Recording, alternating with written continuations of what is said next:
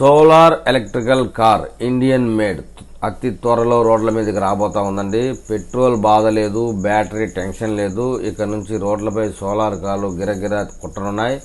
Car కొనాలంటే ముఖ్యంగా దాని మైలేజ్ చూస్తాం. ప్రస్తుతం ఉన్న పెట్రోల్ ధరలు కూడా లెక్కిస్తామండి. కానీ ఇప్పుడు ఆ బాధ అక్కర్లేదు. భారత్లో మొట్టమొదటి సోలార్ ఎలక్ట్రికల్ కారు వచ్చేస్తుంది. ఎంతగానో ఆసక్తిగా ఉంది కదా. మరి ఆ కారు ఎలా ఉండబోతుందో మనం ఇప్పుడు చర్చించుకుందామా. భారతదేశంలో సోలార్ కార్ల అవసరం అనేక కారణాల వలన పెరుగుతూ ఉందండి. పెరుగుతున్న పెట్రోల్, డీజిల్ ధరలు మరియు కార్బన్ ఉద్గారాలు ప్రాధాన్యత సంతరించుకుంటున్నాయి. సోలార్ ఎలక్ట్రికల్ కార్లు వాయు కాలుష్యాన్ని తగ్గించే ఒక అద్భుతమైన పరిష్కారం అని చెప్పవచ్చు.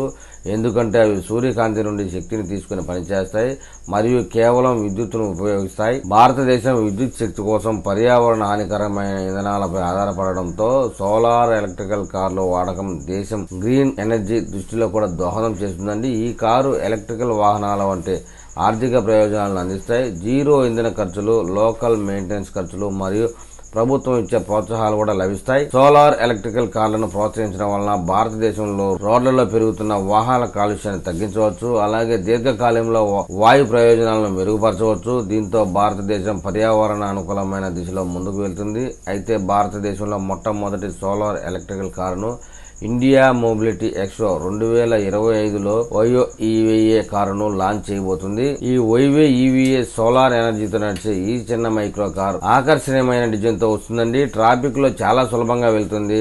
మంచి సులభమైన రవాణా సౌకర్యాన్ని అందిస్తుంది. ఇది కొంచెం ఎంజీ కామెంట్ ను పోలి ఉంటుందని అంచనా.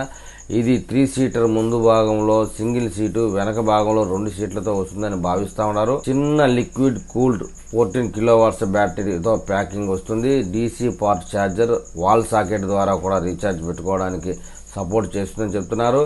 డీసీ ఫాస్ట్ ఛార్జింగ్ తో కేవలం 45 నిమిషాల్లో 80% అయిపోతుందట.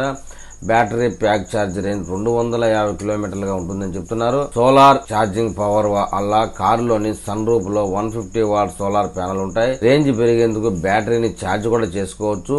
ఈవీఏలో రిచ్ క్యాబిన్ కూడా ఉంటుందని చెప్తున్నారు. వీటితో పాటు reversing camera, touch screen infotainment system, digital instrument cluster, 2 stroke steering, air bag, automatic emergency braking వంటి ఫీచర్లు కూడా ఇందులో ఉన్నాయంటండి.